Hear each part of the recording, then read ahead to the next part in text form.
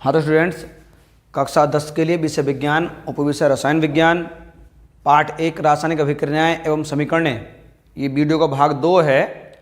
भाग 1 में मैंने आपको कक्षा 10 विज्ञान में क्या क्या कितने कितने भागों में बटा हुआ विज्ञान वो बताया था। इकाई वाइज बटा हुआ है और मैंने प्रत्येक इकाई के नंबर जो थे वो समझाए थे और चैप्टर का पूरा सार शॉर्टकट रूप में समझाया था। आज हम उन्हीं टॉपिक्स में से विस्तृत इसकी जो है वर्णन करेंगे और आपको समझना है। ये चैप्टर आपका बहुत मोस्ट है। इसी चैप्टर का बेस यदि आपका क्लियर हो जाता है तो अगले जो चैप्टर हैं वो आपको जल्दी समझ में आ जाएंगे। तो देखिए बच्चों, आज सबसे पहले जैसे टॉपिक है रासायनिक अभिक्रियाएं एवं समीकरणें। तो रासायनिक अभिक्रियाएं होती क्या हैं, पहले ये समझने वाली बात है। जैसे मैं आपको एक सिंपल सी बात बता रहा हूँ कि हमारे आसपास जो भी घटनाएं घटती हैं वो कहीं ना कुछ रासायनिक दृष्टि से कोई क्रिया होती है। जैसे मैंने एक मैग्नीशियम का तार लिया, उस तार को वायु में जला दिया और मैग्नीशियम के तार को वायु में जलाने पर मैग्नीशियम ऑक्साइड बन गया। अब ये तो एक रासायनिक दृष्टि से घटना है। अब इस घटना को हम कितने सटीक रूप से शॉर्टकट रूप में समझाएं, लिख करके दिखाएं या फिर उनको उनके संकेतों के रूप में जो जो पदार्थ यूज करे गए हैं प्रदर्शित कर दें, तो ये पूर्ण व्यवस्था रासायनिक समीकरण कहलाती है। किंतु रासायनिक समीकरण भी हम 3 हिस्सों में से गुजारते हैं। पहली बात, जो रासायनिक घटना है, कौन सी रासायनिक घटना कि जैसे मैग्नीशियम के तार को वायु में जलाना। तो मैं एक एग्जाम्पल दे रहा हूं। हमने मैग्नीशियम के तार को वायु में जलाने पर मैग्नीशियम ऑक्साइड बनता है। बच्चों, ये तो एक घटना है, रासायनिक घटना है। अब हम इस रासायनिक घटना को क्रिया भी कह देते हैं। ये रासायनिक क्रिया हो रही है। अब इस क्रिया को हम विज्ञान की दृष्टि से कैसे शॉर्टकट में दिखाना चाहते हैं, तो इसका एक तरीका है। इसको हम 3 हिस्सों में लिखे जाते हैं। एक तो शब्द समीकरण होता है, अर्थात शब्द रूप में। तो मैं इस पूरी घटना को एक छोटे रूप में लिख के दिखा सकता हूं। मैंने क्या क्या लिया, मैग्नीशियम लिया, क्या में जलाया भाई, वायु में। क्या बन करके आया, मैग्नीशियम ऑक्साइड। ये तो आपकी घटना हो गई। और इस घटना को हम शॉर्टकट में लिखेंगे, शब्द रूप में लिखेंगे, तो ये शब्द अभिक्रिया, ये शब्द समीकरण बन जाएगी। देखिए मैंने लिखा मैग्नीशियम प्लस वायु, ब्रैकेट में आप ऑक्सीजन भी लिख सकते हैं क्योंकि ऑक्सीजन वायु में होती है, और मैग्नीशियम ऑक्साइड। अब देखिए, अगर मैं इस समीकरण को और सटीक रूप में केमिस्ट्री के संकेत के रूप में लिख दूं, जो जो इसमें यूज हुए हैं, तो यह रासायनिक घटना या क्रिया यहां बन गई शब्द रूप में, अब बन जाएगी संकेत रूप में।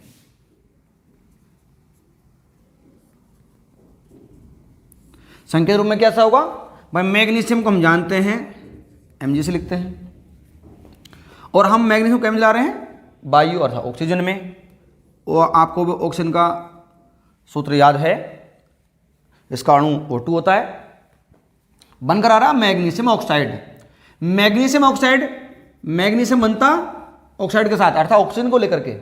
तो मैग्नीशियम की वैलेंसी 2 होती है, ऑक्सीजन की 2 होती है। 2 एकम 2, 2 एकम 2। आपको मैंने बनाना सिखाया था 9th में। तो चेंज हो जाएंगे, इंटरचेंज, ये इस पर और O की वैलेंसी इस पर।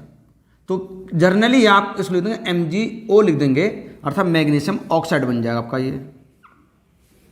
अब ये जो घटना को हमने 2 रूप में लिख दिया, इसके बाद एक रूप और आता है, इसको संतुलित करना, अर्थात इस पक्ष और इस पक्ष। अब एक बार और समझने वाली बात इसमें, जो मैंने ये रूप लिख के दिखाया है, समीकरण के रूप में बाएं पक्ष में तो होता है आपका अभिकारक, कक्षा 9 में पढ़ा चुके हैं हम आपको, फिर दोबारा समझ लीजिए आप। एरो से बाएं पक्ष का जो भाग होता है वह अभिकारक पक्ष होता है, और एरो के जो दाएं पक्ष का भाग होता है वह उत्पाद होता है। ये प्रश्न बोर्ड में मालूम भी कर लिया गया है कि अभिकारक पक्ष समीकरण में किस ओर लिखे होते हैं, तो बाएं ओर अभिकारक होते हैं। ठीक है। अब अगर इन दोनों पक्षों के अर्थ अभिकारक और उत्पाद पक्षों में भाग लेने वाले परमाणुओं की संख्या बराबर हो जाए, प्रत्येक परमाणु की, यहाँ Mg, यहाँ O, यहाँ MgO, तो मैग्नीशियम यहाँ सिंगल है, यहाँ सिंगल है, यहाँ O के 2 हैं, यहाँ सिंगल है, तो हमें दोनों पक्ष बराबर करने होते हैं। तो जब ऐसी स्थिति आ जाएगी तो हम बोलते हैं इसको संतुलित रूप, यह संतुलित समीकरण का रूप। संतुलित रूप इसका क्या हो जाएगा, Mg + KO2 एरो MgO, यहाँ Mg का सिंगल है, यहाँ सिंगल है, यहाँ O के 2 हैं, तो हम O को 2 से गुणा करेंगे क्योंकि गुणा में है, MgO गुणा में है। जब O यहाँ 2 है तो यहाँ हम 2 नहीं ले सकते, गुणा में है तो शुरू में लिखेंगे। जब शुरू में लिखेंगे तो जनरल सी Mg की मात्रा डबल हो जाएगी, डबल यहाँ भी होनी पड़ेगी, तब ये संतुलित हो जाएगी। अब देखिए Mg के भी डबल हो गए, O के भी डबल हो गए, इस तरह से ये स्थिति हो गई संतुलित रूप, संतुलित समीकरण हो गया आपका ये। अब हमें ये सीखना है कि जब कोई घटना होगी तो उस घटना को हम 3 रूप में वो बोर्ड में मालूम कर सकता है कि शब्द रूप समीकरण बना के दिखाइए, संकेत रूप समीकरण बना के दिखाइए, या फिर संतुलित समीकरण रूप बनाकर दिखाइए। अब एक प्रश्न ये भी आता है बोर्ड में, ये मालूम कर लिया गया कि संतुलित समीकरण क्यों करते हैं, समीकरण को हम संतुलित क्यों करते हैं। द्रव्य की अविनाशिता के नियम की पुष्टि के लिए। कक्षा 9 में आपका एक टॉपिक था केमिस्ट्री में के पहले चैप्टर में, द्रव्य की अविनाशिता का नियम। तो द्रव्य क्या होता है, द्रव्य को ना तो नष्ट कर सकते हैं ना ही उत्पन्न, बल्कि उसे एक रूप से दूसरे रूप में परिवर्तित कर सकते हैं। जब ये बात सत्य है तो यहाँ सत्य बात होनी चाहिए। यहाँ पर भी हमने जो द्रव्य लिए हैं उनकी मात्राएं बिल्कुल दोनों रूप में बैलेंस होनी चाहिए, संतुलित होनी चाहिए, इसीलिए समीकरण को संतुलित करना परम आवश्यक है। चलिए अब इसके बाद हम इन समीकरणों को संतुलित करने का एक अलग से टॉपिक तुम्हारा जो है एग्जाम्पल रूप में PDF में डाल देंगे, आप उनको सोल्व करेंगे। फिर हम आपको बताएंगे रासायनिक समीकरण संतुलित के बाद इन समीकरणों को हम कितने प्रकार से लिख सकते हैं। भाई हमारे सिलेबस में जो रासायनिक समीकरणें हैं वो केवल 5 लिख रखी हैं। वास्तव में रासायनिक समीकरणें बहुत प्रकार की होती हैं। ये सब समीकरणें परिवर्तन के आधार पर हैं, स्थायी और अस्थायी।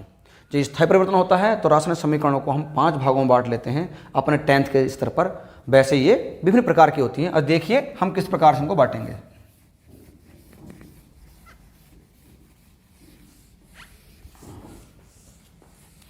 अब मैं सबसे पहले समीकरण को लेता हूं समानताओं के या भिन्नताओं के आधार पर।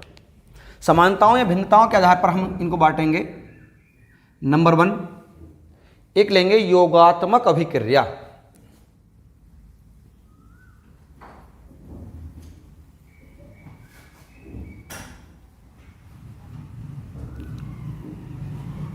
बच्चों इन अभिक्रियाओं को तो एडिशनल रिएक्शंस बोल देते हैं।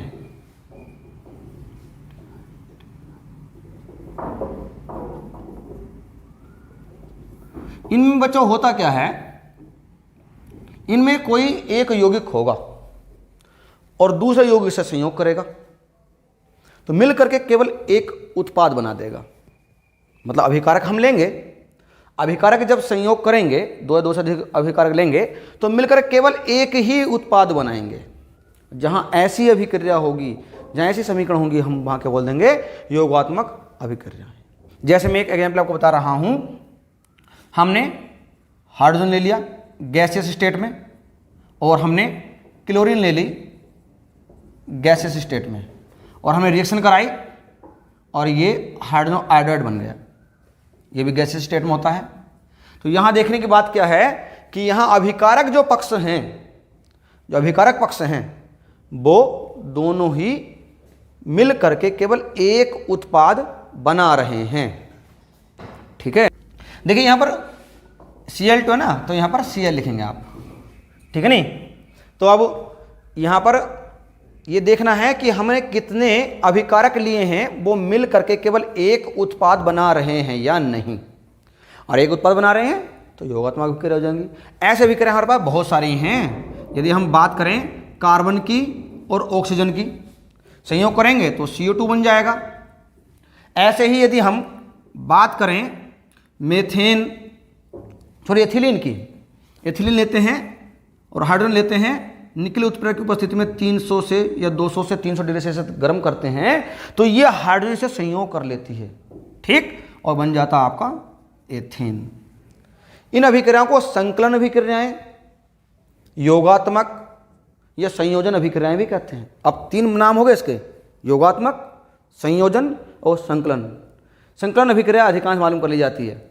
चलिए अब इसके बाद एक नया टॉपिक आएगा, वियोजन या अपघटन अभिक्रियाएं। एक प्रकार अभिक्रिया हो गई। अब दूसरा टॉपिक लेते हैं,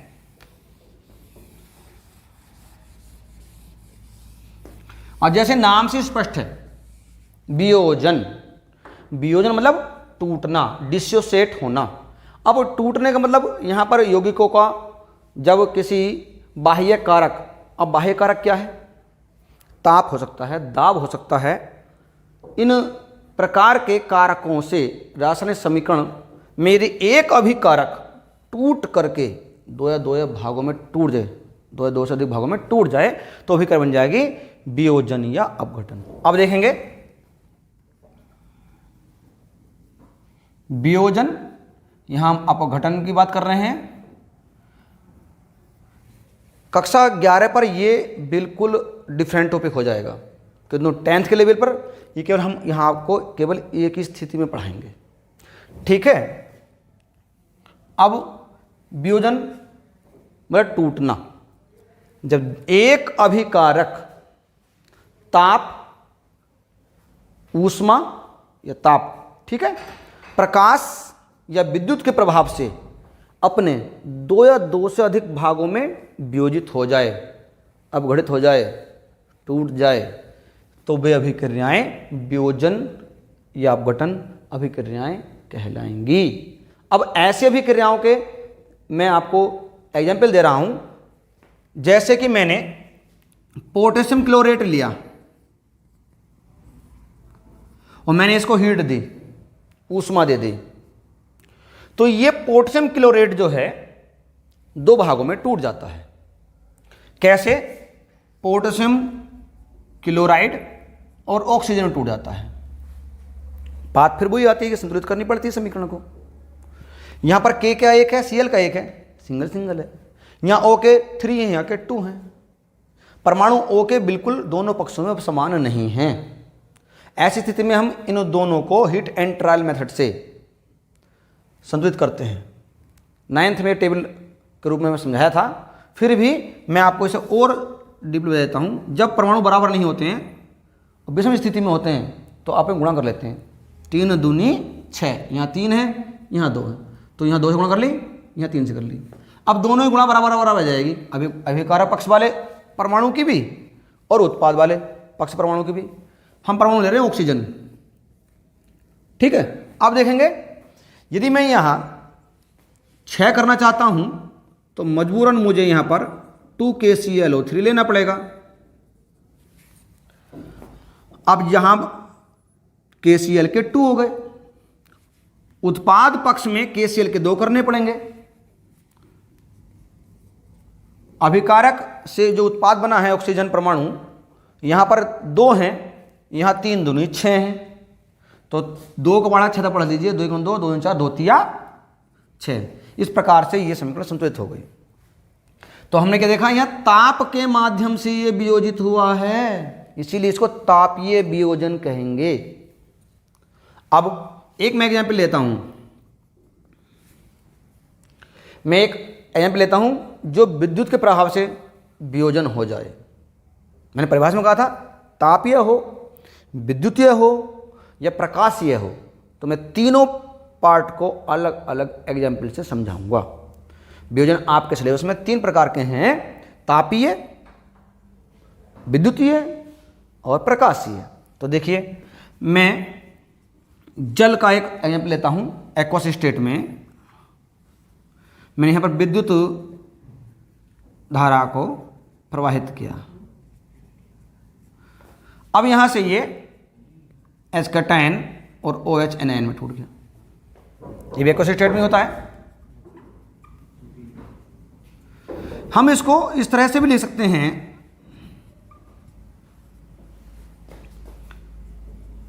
H2 प्लस के O2। ये भी गैसीय स्टेट में होता है, ये भी गैसीय स्टेट में होता है।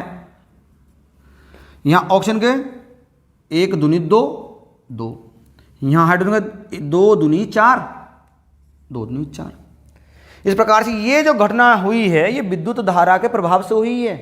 वियोजन तो हुआ है किंतु विद्युत धारा के प्रभाव से हुआ है, इसीलिए इसको हम विद्युतीय वियोजन कहेंगे।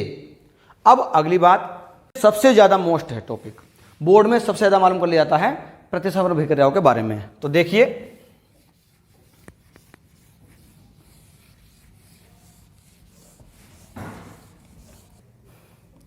बच्चों, अब टॉपिक आता है प्रतिस्थापन का।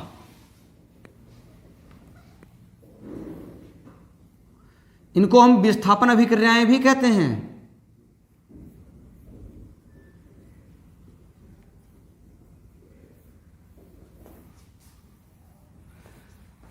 डिस्प्लेसमेंट रिएक्शन,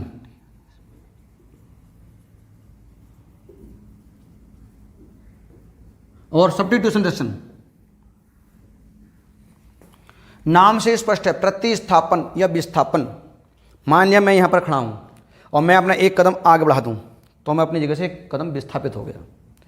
किंतु रासायनिक दृष्टि से इस अभिक्रिया को हम कैसे समझेंगे, इसके लिए आपको यह ध्यान रखना है कि रासायनिक अभिक्रियाओं में क्रियाशीलता के आधार पर यह अभिक्रिया होती है।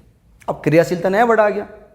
अब यह सुनेंगे ध्यान से, मैं एक आपको तरीका बता रहा हूं, एक सीरीज बताऊंगा अभी आपको मैं, एक हिंदी में ट्रिक बताऊंगा याद करने की, उसके बाद मैं आपको इसको किस तरह से याद कर सकते हैं, किस तरह समीकरण सोल्व कर सकते हैं बताऊंगा। का ना मांगे अल जंग फी क्यों आगे पेटाऊं।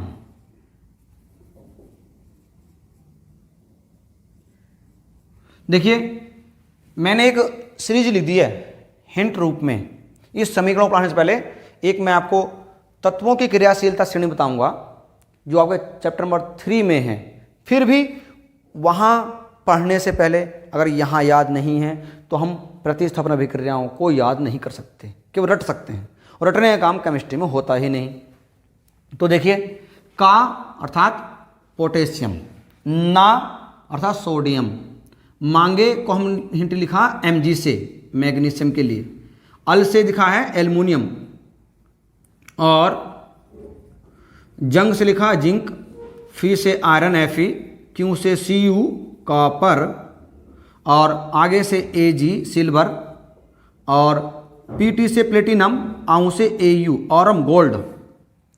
अब जो ऊपर हैं ये ऊपर नीचे उतरते आ रहे हैं, ये क्रियाशीलता क्रम है, अर्थात उच्च क्रियाशील तत्व ऊपर हैं और नीचे उतरते उतरते ये मध्यम से लेकर के बिल्कुल निम्न क्रियाशीलता तत्व की ओर श्रेणी बढ़ रही है। तो जहां काना मांगे अल है, काना मांगे अल तक, काना मांगे तक, तो ये है हमारी अधिक क्रियाशील तत्व। अल जंग फी ये मध्यम क्रियाशील तत्व हैं, और जो नीचे आ रही हैं कम क्रियाशील तत्व हैं। अब इन तत्वों को हमें ये देखना होता है कि कौन टॉप पर और कौन बॉटम में या मिडिल में है, उसके आधार पर यह अभिक्रिया याद होती है। आइए एक लाइन याद करनी है, मैं लिख के बता रहा हूं, कहीं को नोट कर लेंगे। अधिक क्रियाशील तत्व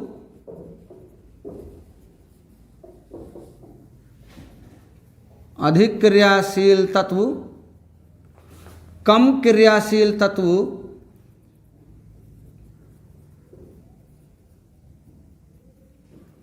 को विस्थापित कर देता है।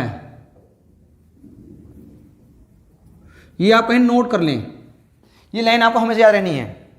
अधिक क्रियाशील तत्व कम क्रियाशील तत्व को विस्थापित कर देता है, चाहे उसका साल्ट हो या लिक्विड हो, चाहे और किसी कंपाउंड रूप में जुड़ा हुआ हो। तो देखिए मैंने एक एग्जांपल दे रहा हूं यहां पर।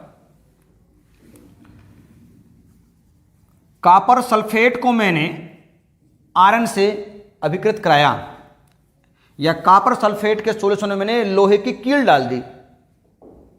लोहा मतलब आयरन। होगा क्या, कुछ देर बाद उस विलयन का कलर ही बदल जाता है। अब कलर बदल जाता है तो होता क्या है, ये देखने वाली बात है। कॉपर और आयरन को यहां आप मैच कीजिए इस टेबल में, कहां कहां पर है। कॉपर आप ये ढूंढेंगे तो मिलेगा यहां पर, और आयरन ढूंढेंगे तो मिलेगा आपको यहां पर। और आपको इस टेबल से पता जाएगा कि ऊपर से नीचे आते हुए इनकी क्रियाशीलता घटती रही है। तो यहां पर iron is more reactive than copper, मतलब आयरन कॉपर से अधिक क्रियाशील है। और मैंने क्या कहा था, अधिक क्रियाशील तत्व कम क्रियाशील के तत्व को वहां से विस्थापित कर देगा। तो ये आयरन क्या करेगा, यहां से कॉपर को हटा देगा और खुद अपना साल्ट बना लेगा। तो कॉपर जब हट जाएगा और आयरन के साथ सल्फेट मिलेगा तो आयरन सल्फेट बन जाएगा और ये कॉपर आपका मुक्त हो जाएगा। मतलब यहां पर जो कॉपर का सल्फेट था, साल्ट था, वो टूट गया, आयरन का साल्ट बन गया। तो जिस अभिक्रियाओं में किसी अणु में उपस्थित समूह किसी क्रियाशील परमाणु अणु या आयनों द्वारा विस्थापित कर दिया जाता है, वहां पर अभिक्रिया प्रतिस्थापन अभिक्रियाएं होती हैं। एक एग्जाम्पल आपको मैंने ये दिया। अब इसी रूप में यदि मैं आपको एक एग्जाम्पल देता हूं, एथिल एल्कोहल में मैंने KBr डाल दिया, तो होगा क्या, यहां से ये ग्रुप हट करके C2H5Br आ जाएगा और KOH आ जाएगा। यहां से ब्रोमाइड ने एल्कोहल ग्रुप को विस्थापित कर दिया। ये प्रतिस्थापन अभिक्रिया हुई। जहां पर ऐसी विक्रियाएं होंगी वहां पर प्रतिस्थापन अभिक्रियाएं होती हैं। चलिए, बहुत मोस्ट टॉपिक था, मैंने इसलिए आपको विद टेबल आपको समझा दिया है, ये आपको याद रखना है। अब एक टॉपिक आएगा, द्विप्रतिस्थापन अभिक्रियाएं या द्विविस्थापन अभिक्रियाएं। तो जहां प्रतिस्थापन है ना, वहां आपको क्या करना है, केवल द्वि लिख देना है और अगला टॉपिक बन जाएगा। ठीक, तो आपका ये 4 नंबर पर आ जाएगा। ये ऐसे यहां पर हो जाएगा द्वि विस्थापन अभिक्रियाएं। इन अभिक्रियाओं की एक बात और है, विशेषता क्या है वो मैं समझाता हूं, बहुत काम का टॉपिक है ये।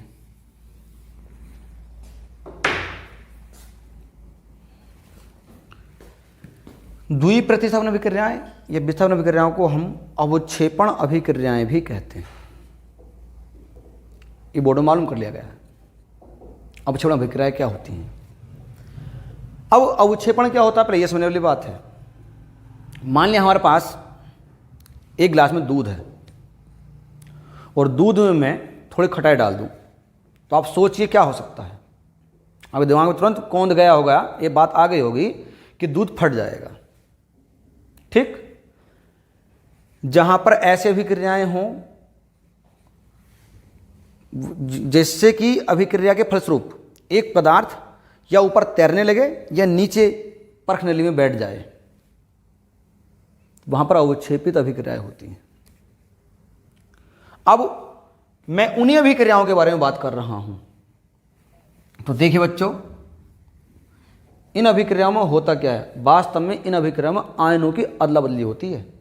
और आयन अदला बदली तब होते हैं जब अभिकारक अपनी लिक्विड अवस्था में होते हैं, अर्थात जलीय अवस्था में होते हैं। जलीय अवस्था में होंगे तभी वो आयनों में टूटेंगे, जो आयनों में टूटेंगे तो वो इंटरचेंज होंगे।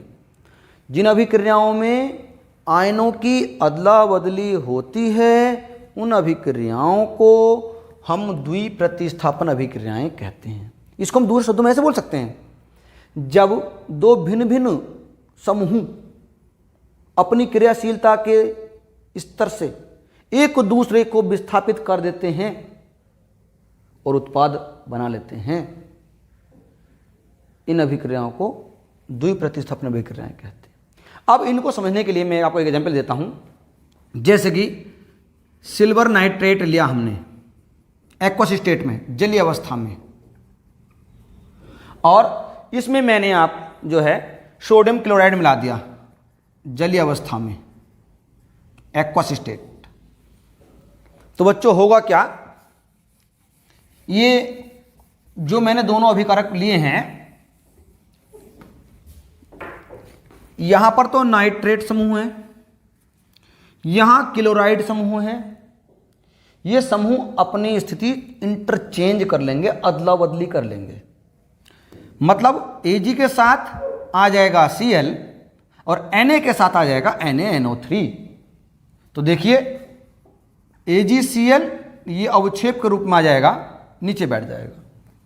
और जो हमारे पास रहा सोडियम और नाइट्रेट, तो सोडियम नाइट्रेट बन गया। आप इसको ऐसे भी कह सकते हैं कि यहां से ये टॉपिक यहां से हट करके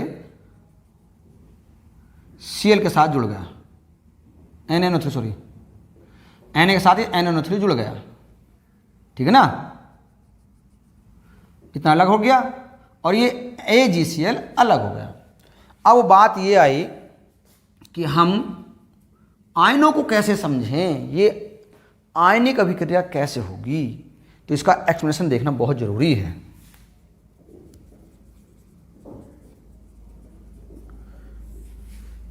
अगर मैं AgNO3 की बात करता हूं, तो जैसे ही मैं AgNO3 को, सिल्वर नाइट्रेट को लिक्विड में घोलूंगा, तो ये अपने आयनों में वियोजित हो जाते हैं जलीय अवस्था में। कैसे, Ag कैटायन और NO3 एनायन, ये भी एक्वस स्टेट होता है, AQ एक्वस स्टेट, जलीय अवस्था बोलते हैं इसको। अब जैसे मैंने NaCl की बात की है, सॉरी सिल्वर नाइट्रेट की बात की, ऐसी NaCl कर देते हैं हम, है ना, NaCl, ये भी सेम एज हो जाएगा Na कैटायन एक्वस स्टेट में, ऐसे Cl एनायन अर्थात नेगेटिव चार्ज में आ जाएगा ये। अब बात चल रही है आयनों के अदला बदली की, तो ये तो अभिकारक है, यहां तो अभिक्रिया दिखाने के लिए हमें सेम एज ऐसे उतारने पड़ेंगे।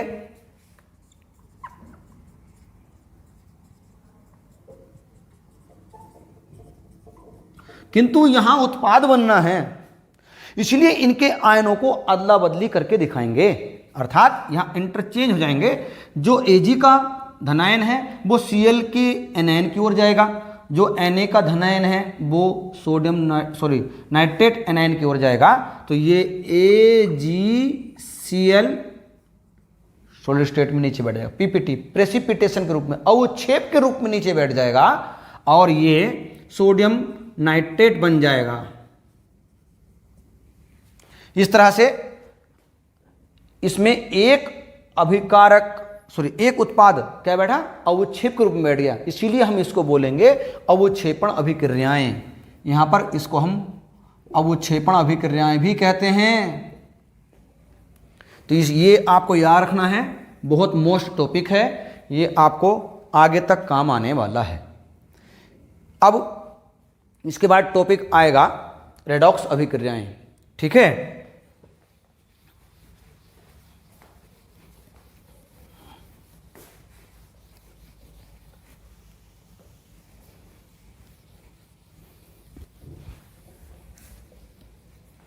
बहुत महत्वपूर्ण है, और पिछली वीडियो में मैंने आपको रेडॉक्स थोड़ा समझाया भी था। तो देखिए,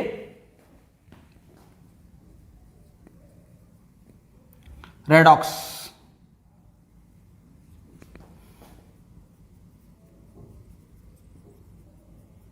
अभिक्रियाएं, REDOX, REACTIONS रिएक्शंस।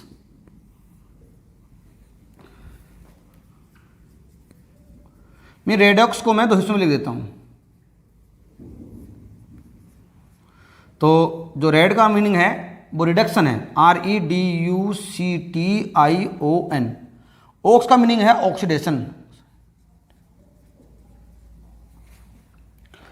अब रिडक्शन और ऑक्सीडेशन पढ़ाया था, फिर भी आप थोड़ा सा देख लीजिए। जिन अभिक्रियाओं में ऑक्सीजन का योग होता है वे अभिक्रियाएं ऑक्सीडेशन अभिक्रियाएं कहलाती हैं, अर्थात ऑक्सीकरण कहलाती हैं।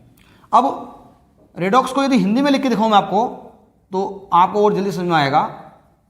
ऑक्सीकरण और अपचयन, ऑक्सीकरण को उपचयन भी कहते हैं, ये भी आपको याद रखना है। वो बोर्ड में मालूम कर लेता है कभी कभी कि उपचयन अभिक्रिया क्या होते हैं, और यहीं पर आप बस मात खा जाते हैं कि अपचयन पढ़ा था, उपचयन तो पढ़ा नहीं। तो इसलिए ये ध्यान रखना, ऑक्सीकरण को उपचयन कहते हैं और यहां पर अपचयन अलग है। ठीक, तो जहां ऑक्सीजन जुड़ रहा है वो ऑक्सीकरण है, या दो शब्दों कहेंगे आप उपचयन है ये। और जहां पर ऑक्सीजन छूट रहा हो, निकल रहा हो, वो क्या होगा? अपचयन होगा। जैसे कि मैंने एक एग्जाम्पल ले लिया, कॉपर के साथ मैंने ऑक्सीजन को ऐड करके दिखाया, तो कॉपर का ऑक्साइड बन जाएगा।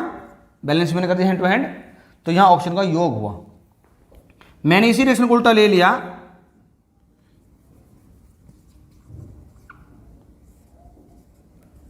कॉपर अलग हो गई, ऑक्सीजन वियोजित हो गई इससे, तो यहां कॉपर ऑक्साइड ने ऑक्सीजन को छोड़ा। अगर ऐसी भी क्रियाएं हों कि जिनमें ये दोनों काम साथ साथ हो रहे हों, हमें ऐसा महसूस हो या हमें दिखाई दे कि अभिकारकों में ऑक्सीजन का संयोग हो रहा है, ऑक्सीजन का वियोग भी हो रहा है, तो वहां पर होंगी आपकी रेडॉक्स अभिक्रियाएं। मैं इन्हीं अभिक्रियाओं में आपको ये टॉपिक बताता हूं। देखिए, तो एक क्वेश्चन है, बोर्ड में आया हुआ है, मैं इस आधार पर क्वेश्चन ले रहा हूं। जब हम कॉपर ऑक्साइड को हम हाइड्रोजन से रिएक्शन कराते हैं तो बच्चों कॉपर और जल बनता है। अब बात समझने की, हम इस समीकरण को क्या कहेंगे? क्या ये अभिक्रिया ऑक्सीकरण अपचयन है, या ऑक्सीकरण ही है, या दोनों ही हैं? देखते हैं। भाई मैंने अभी कहा था जहां पर ऑक्सीजन मुक्त होगा वहां पर क्या होगा? जो ऑक्सीजन ऐड होगा वहां पर ऑक्सीकरण, और जहां मुक्त होगा अपचयन। यहां ऑक्सीजन छूट रहा है अर्थात ऑक्सीजन वियोजित हो रहा है, तो अपचयन होगा यहां पर। और जहां पर ऑक्सीजन जुड़ जाए वहां होगा ऑक्सीकरण। तो यहां हाइड्रोजन ने ऑक्सीजन से संयोग करके जल बना लिया, अर्थात ऑक्सीजन को जोड़ा, तो ऑक्सीकरण हो गया। यहां पर जब ऑक्सीकरण हो गया, समझ लीजिए, तो यहां तो ऑक्सीजन वियोजित हो रहा है, छूट रहा है, यहां अपचयन, और यहां ऑक्सीजन जुड़ गया, ऑक्सीकरण हो गया। जिन अभिक्रियाओं में एक अभिकारक का तो ऑक्सीकरण होता हो और साथ ही साथ दूसरे का अपचयन होता हो, वे अभिक्रियाएं रेडॉक्स अभिक्रियाएं कहलाती हैं, या हिंदी में बोल दीजिए ऑक्सीकरण अपचयन अभिक्रिया कहलाती हैं। इसका एक एग्जाम्पल है, देख लीजिए। यहाँ पर यहाँ ऑक्सीजन वियोजित, यहाँ ऑक्सीजन ऐड हो रहा है। हम इन्हीं के आधार पर हाइड्रोजन जहाँ ऑक्सीजन जुड़ता है वहाँ हाइड्रोजन को वियोग लेते हैं ऑक्सीजन के रूप में, और जहाँ पर ऑक्सीजन वियोजित होता है वहाँ हाइड्रोजन योग के रूप में लेते हैं, अपचयन के रूप में। और इसका लॉन्ग विस्तृत जो डिस्क्रिप्शन होगा, ठीक है, जो बोर्ड के सिलेक्शन डाल रखे हैं, बोर्ड में क्वेश्चन मालूम करेंगे, उन पर और विस्तृत जानकारी वर्णन करेंगे, जिनमें हम एग्जाम्पल लेंगे रेस्पिरेशन का, ठीक, भोजन के पाचन का, कई बार मालूम कर लिया गया बोर्ड में। ये नेक्स्ट टॉपिक में आएगा, भाग 3 में आएगा, ठीक है। वीडियो को ध्यान से देखिए, शेयर कीजिए और अधिक से अधिक इसका लाभ उठाइए। Thank you.